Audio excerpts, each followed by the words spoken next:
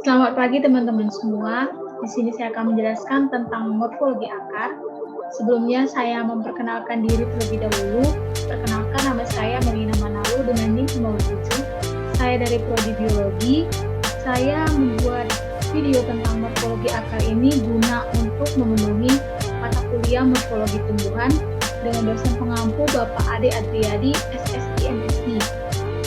Baiklah, saya akan menjelaskan tentang morfologi akar. Secara morfologi, tanaman dibagi menjadi beberapa organ tanaman. Yang pertama adalah akar atau radix. Kemudian ada batang atau caulis. Kemudian ada daun atau folium. Ada bunga atau floss. Ada buah atau disebut dengan fructus. Dan ada juga biji yang disebut dengan semen. Nah, kali ini saya akan menjelaskan tentang akar atau yang disebut dengan radix. Akar sendiri merupakan bagian bawah dari sumbu tumbuhan yang umumnya tumbuh di dalam tanah dengan arah tumbuh ke pusat bumi dan menjauhi cahaya. Di sini saya juga akan menjelaskan tentang bagian-bagian dari akar. Bagian akar yang pertama yaitu ada leher akar atau pangkal akar yang disebut dengan kolum. Leher akar ini berbatasan dengan sumbu batang. Kemudian ada sumbu akar yang disebut dengan batang akar atau corpus radicis.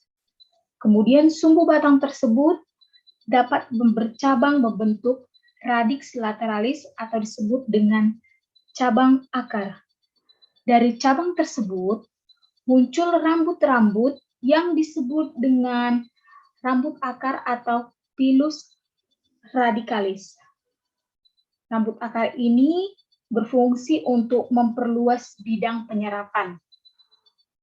Kemudian ada ujung akar atau disebut dengan apex radicis.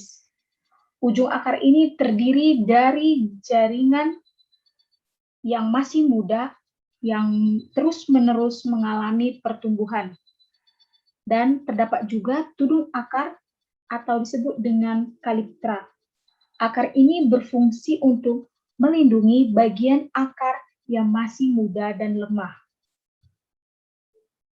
Perkembangan struktur akar secara morfologi terlihat pada saat embrio atau biji. Nah, pada embrio di sini ada radikula atau akar lembaga. Nah, secara sistematis seperti ini. Ini adalah radikula.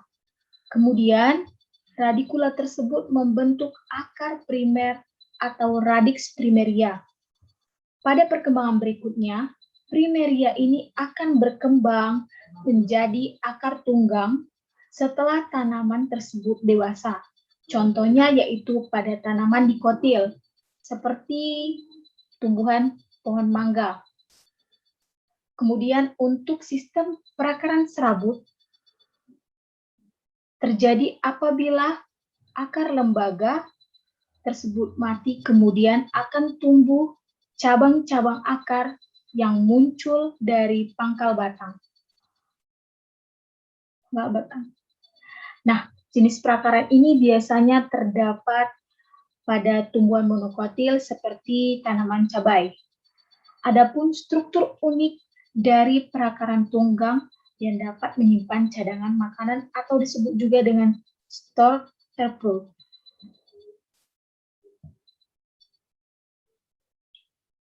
Di sini saya juga akan menjelaskan fungsi dari akar. Adapun fungsi akar yaitu yang pertama, untuk melekatkan tumbuhan pada media atau tanah, karena akar memiliki kemampuan untuk menerobos lapisan tanah. Yang kedua, menyerap garam, mineral, dan air melalui bulu-bulu akar, air masuk ke dalam tubuh tumbuhan. Yang ketiga, pada beberapa tanaman, akar digunakan sebagai tempat penyimpanan cadangan makanan. Contohnya pada ubi, kentang, wortel, dan lain-lain. Yang keempat, pada tanaman tertentu seperti bakau berperan untuk pernafasan. Yang kelima, memperkokoh tegaknya tanaman. Yang keenam, alat respirasi.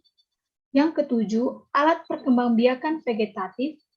Yang kedelapan, mengangkut air dan zat-zat makanan yang sudah diserap ke tempat-tempat pada tubuh tumbuhan yang memerlukan. Adapun sifat-sifat akar adalah yang pertama merupakan bagian tumbuhan yang biasanya terdapat di dalam tanah dengan arah tumbuh ke pusat bumi atau disebut dengan geotrof atau menuju ke air atau hidrotrof, meninggalkan udara dan cahaya. Yang kedua, tidak berbuku-buku, tidak beruas, dan tidak mendukung daun-daun atau sisik-sisik maupun bagian-bagian lainnya. Yang ketiga, warna tidak hijau, biasanya keputih-putihan atau kekuning-kuningan. Yang keempat, tumbuh terus pada ujungnya. Yang kelima, bentuk ujungnya seringkali meruncing hingga lebih mudah untuk menembus tanah. Seperti yang saya jelaskan tadi, ada dua jenis akar, yaitu akar serabut dan akar tunggang. Akar serabut biasanya terdapat pada tanaman monokotil, sedangkan akar tunggang terdapat pada tanaman dikotil. Perbedaannya yaitu, apabila akar tunggang, akar primer terlihat lebih jelas, sedangkan pada akar serabut, akar primer hampir sama dengan akar lateral. Sebagai contoh, terdapat akar tunggang yang sedikit bercabang. Akar tunggang ini biasanya berfungsi untuk menyimpan cadangan makanan. Pertama, ada fusiformis atau bentuk tombak. Merupakan akar yang memiliki pangkal besar dan ujungnya meruncing. Contohnya yaitu pada wortel dan lobak. Kemudian ada napiformis atau dengan bentuk gasing. Strukturnya yaitu pangkal akar besar, membulat, cabang akar berupa serabut yang hanya terdapat pada ujung akar yang sempit dan meruncing. Contohnya yaitu bengkoang. Kemudian ada filiformis atau bentuk benang, yang merupakan akar tunggang yang kecil yang menyerupai serabut dan akar percabangannya sedikit. Contohnya adalah kratok. Berikutnya, ada akar tunggang bercabang atau disebut dengan ramosus. Contohnya yaitu akar udara atau akar gantung atau disebut dengan radix aureus. Akar ini keluar dari bagian-bagian tanaman yang terdapat di atas tanah bergantung di udara. Selama masih menggantung, akar ini hanya dapat menyerap air dan zat gas dari udara dan seringkali mempunyai jaringan khusus untuk menimbun air yang disebut dengan filamen. Contoh tumbuhan akar udara atau akar gantung yaitu akar anggrek kalajengking. Yang kedua, terdapat akar nafas atau pneumatopora. Akar yang keluar secara tegak lurus dan akar yang terbenak dalam tanah umumnya berfungsi untuk pernapasan. Contohnya yaitu pada Pedada soneratia. Kemudian ada juga akar lutut atau knerus.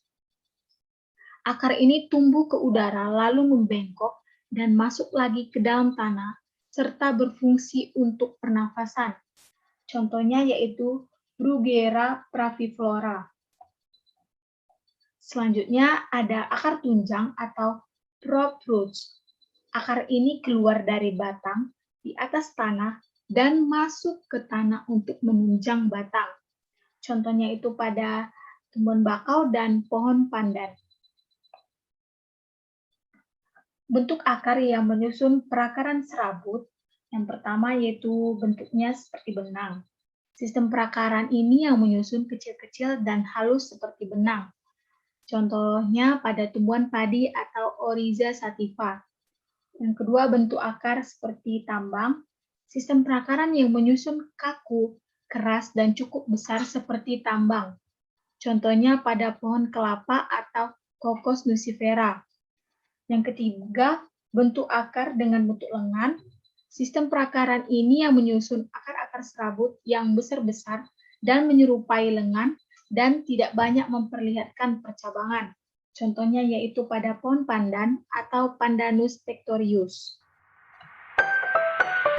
Sekian penjelasan saya mengenai